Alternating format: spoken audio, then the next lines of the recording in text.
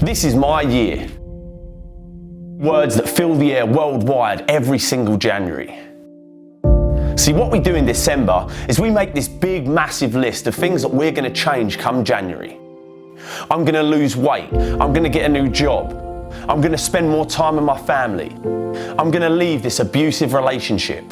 I'm going to stop smoking. I'm going to stop drinking. So why is it, come February, we're back doing the same old shit, making the same mistakes, hanging around with the same old people, doing the same bad habits, and making the same excuses?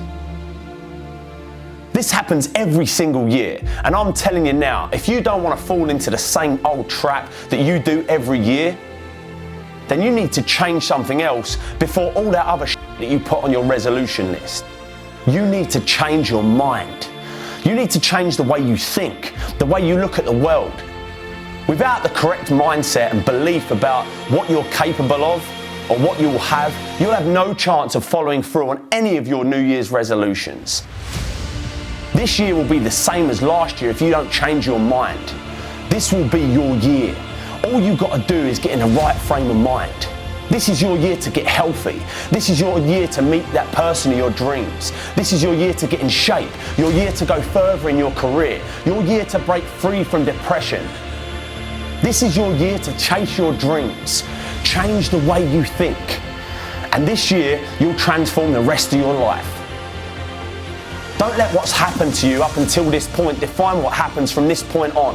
All the that you've been through in life, all the pain, all the darkness, you have the power to change it from this day forward, but you have to change your mind.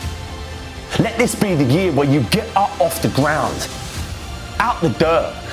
Let this be the year that you get the passion for life that you never had before. A year like no other.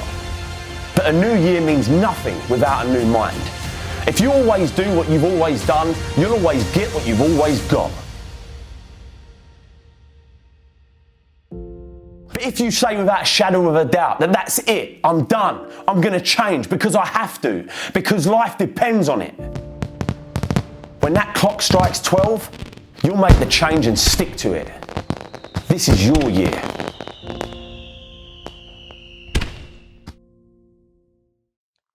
When you look back at 2018, what kind of year was it for you? Was it the kind of year that when you went into the year, when you ended 2017, you dreamed of this epic, life-changing 365 days you were going to have? Or was it actually kind of ordinary? It's become very obvious to me that excuses are my poison, and I want to eliminate them at all costs. The only way you're ever going to get to the other side of this journey is you have got to suffer to grow.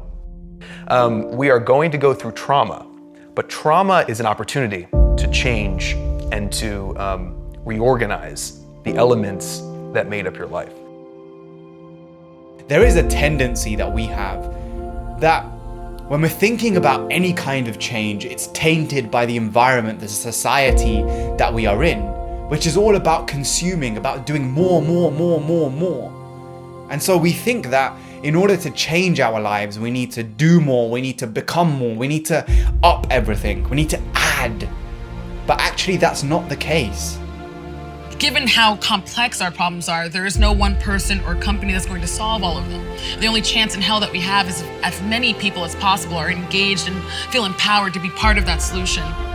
So the choice is not what you do to get your life back on track, but it's what you choose not to do. And I've made this mistake so many times.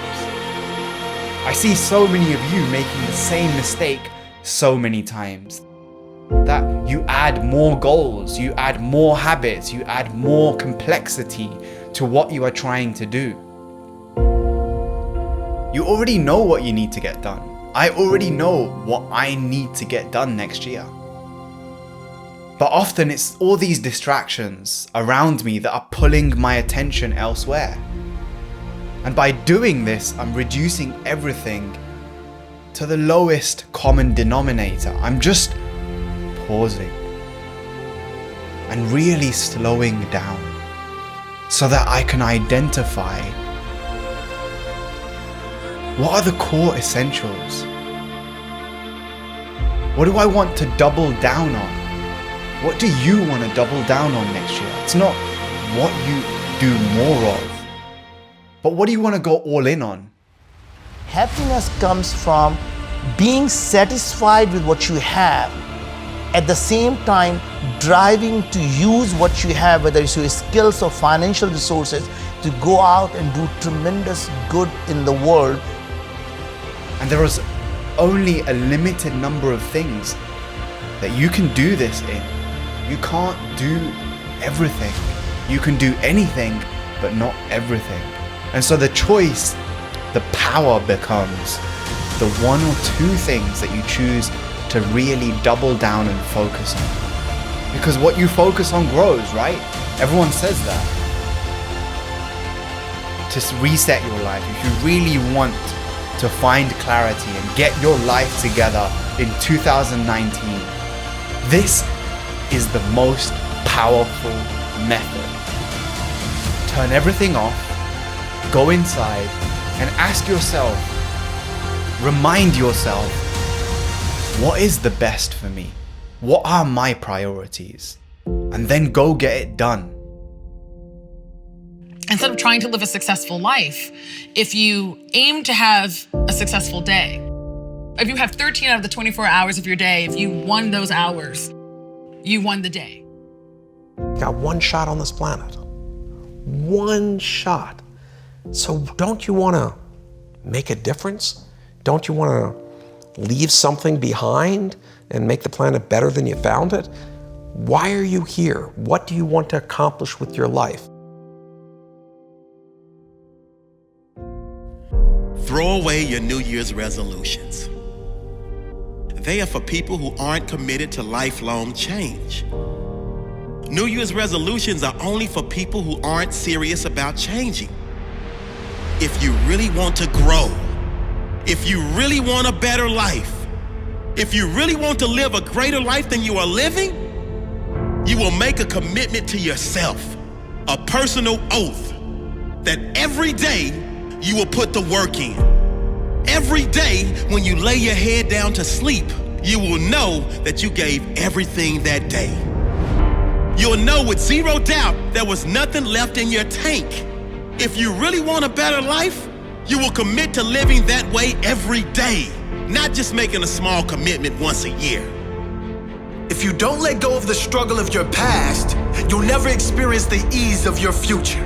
If you don't let go of the old you, you'll never grow into the new you. Let go of who you were. Focus on who you will become.